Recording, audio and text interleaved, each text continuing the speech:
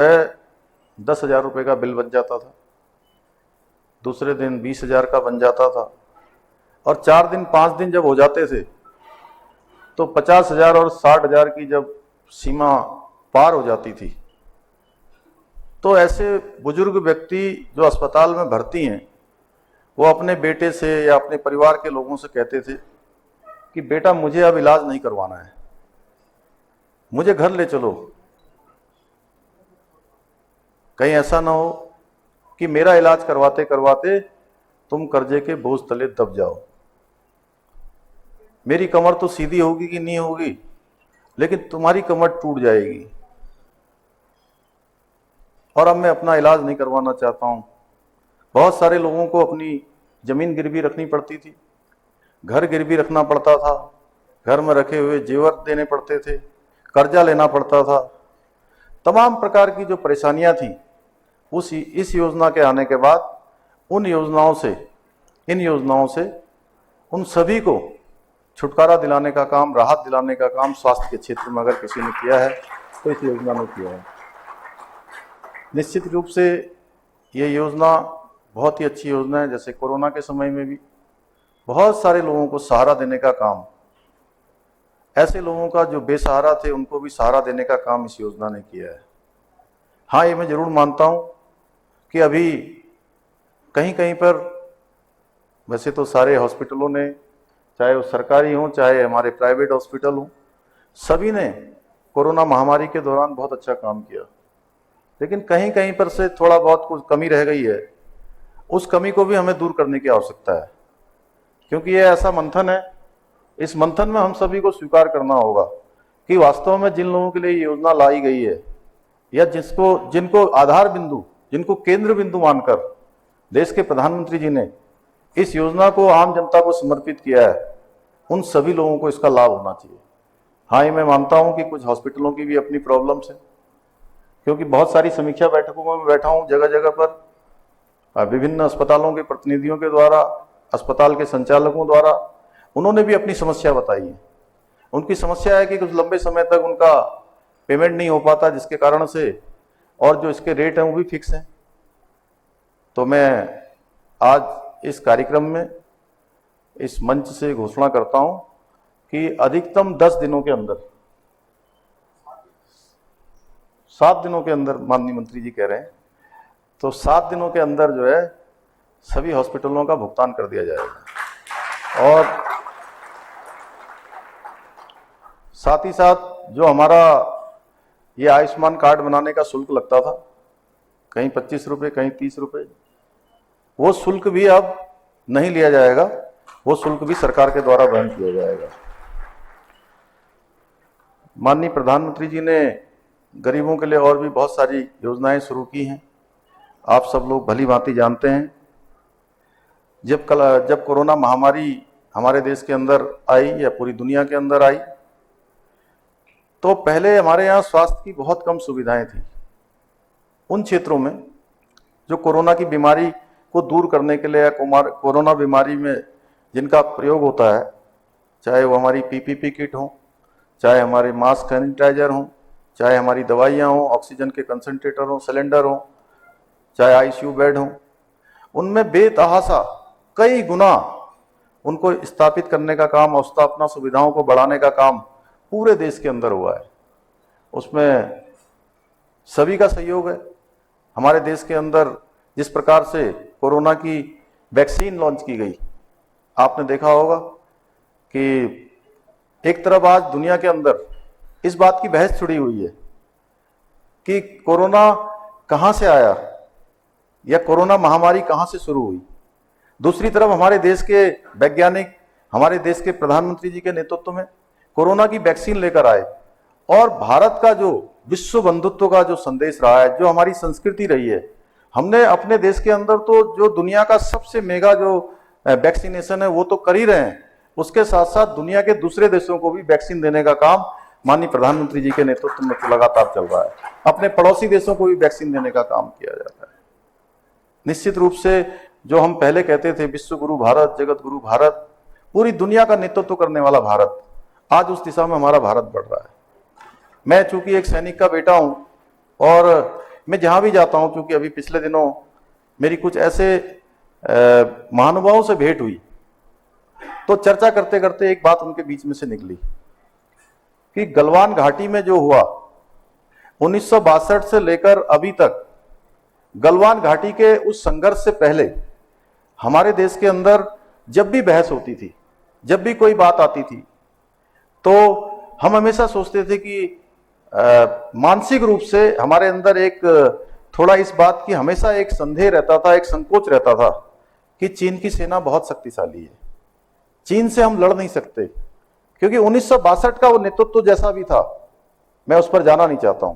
लेकिन आज जो हमारे देश के 20 सैनिकों ने वहां पर अपनी शहादत दी, और शहादत देने के बाद जो एक कड़ा संदेश पूरी दुनिया के अंदर गया, चीन समेत दूसरे देशों को गया, उनकी शहादत आज हमारे लिए इतना बड़ा काम कर रही है। और उसके बाद माननीय प्रधानमंत्री जी के नेतृत्व में जिस प्रकार से सियाचिन के अंदर जाकर वहां पर जवानों को जो एक जोश भरने का काम, एक उत्साह देने का काम, एक आगे बढ़कर नेतृत्व करने का काम उन्होंने किया, वो वास्तव में पूरे देश के अंदर आज जिस प्रकार का वातावरण है, हम 1962 की सारी घटनाओं को भूल गए।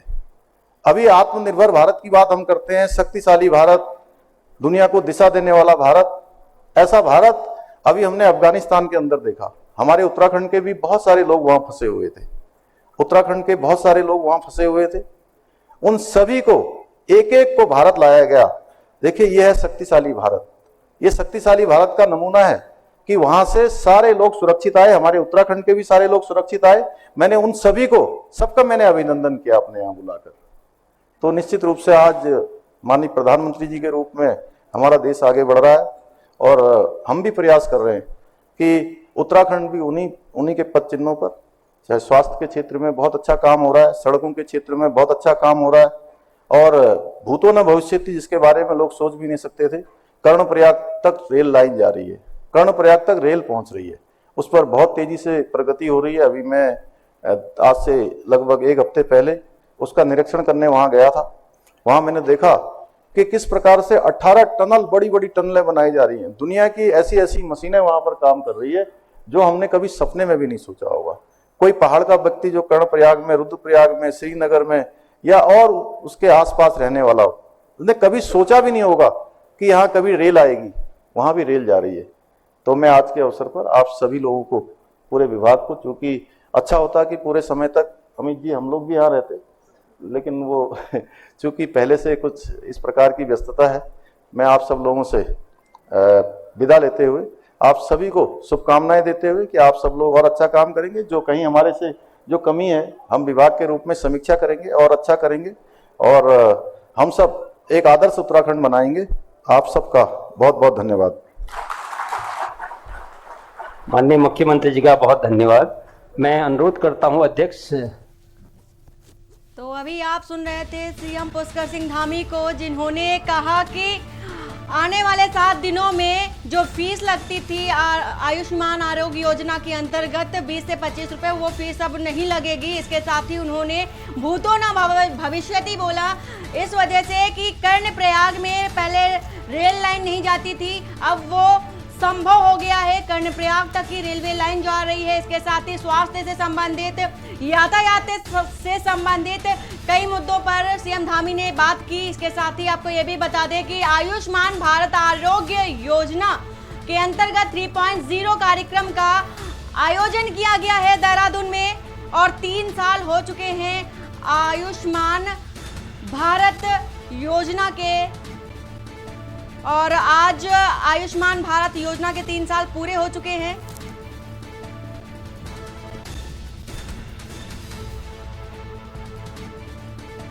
आज उत्तराखंड में तीसरी वर्षगांठ मनाई जा रही है 3.0, और इसके साथ ही सरोवर होटल ISBT में इस कार्यक्रम का आयोजन किया गया है।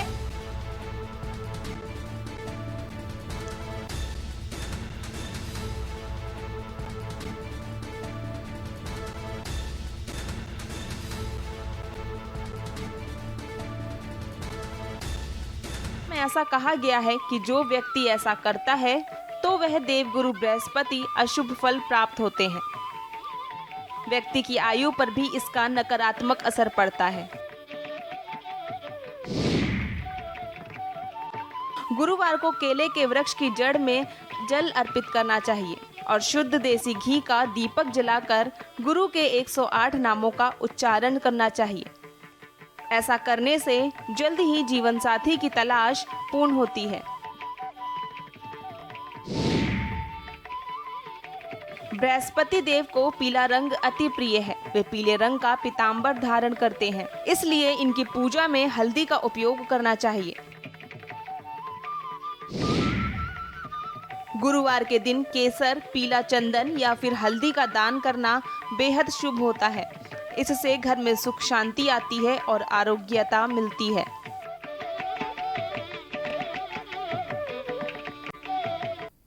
बृहस्पतिवार का दिन जगत के पालनहार भगवान श्री हरि विष्णु और देवों के गुरु बृहस्पति देव के लिए निर्धारित है। इस दिन विधि विधान से भगवान विष्णु और बृहस्पति देव की पूजा अर्चना की जाती है। पौराणिक मान्यताओं के अनुसार भगवान विष्णु पीतांबरधारी हैं, अर्थात वे पीले वस्त्र पहने हैं। कहा जाता है कि पक्षियों में सबसे विशाल गरुड़ ने भगवान विष्णु को कठिन तपस्या करके प्रसन्न किया था, जिसके फलस्वरूप भगवान विष्णु ने उनको अपने वाहन के रूप में स्वीकार किया। गुरु का अर्थ भारी होता है और गरुड़ भी पक्षियों में सबसे भारी है। गरुड़ की सफल तपस्या के कारण गुरुवार का दिन भगवान विष्णु की पूजा को समर्पित हो गया।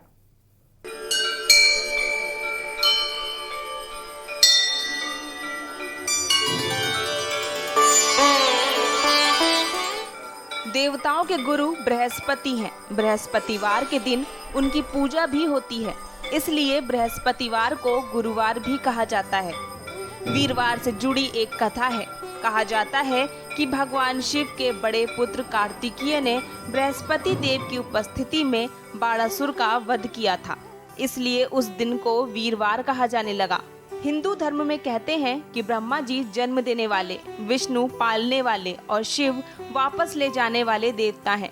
भगवान विष्णु तो जगत के पालनहार हैं। वे सभी के दुख दूर कर उनको श्रेष्ठ जीवन का वरदान देते हैं।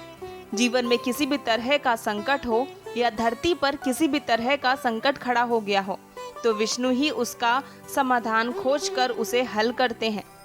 भगवान विष्णु ने ही नरसिंह अवतार लेकर एक और जहां अपने भक्त प्रहलाद को बचाया था, वहीं क्रूर हिरण्यकश्यप से प्रजा को मुक्ति दिलाई थी। उसी तरह वराह अवतार लेकर उन्होंने महाभयंकर हिरण्याक्ष का वध करके देव, मानव और अन्य सभी को भयमुक्त किया था। उन्होंने ही महाबली और मायावी राजा बलि से देवताओं की रक्षा की थी।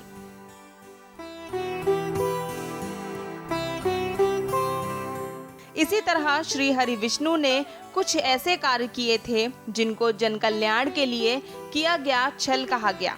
हालांकि जगत कल्याण के लिए ये भेद नीति ही थी, बल्कि छल नहीं। यदि वे ऐसा नहीं करते तो कई देवी और देवताओं की जान संकट में होती।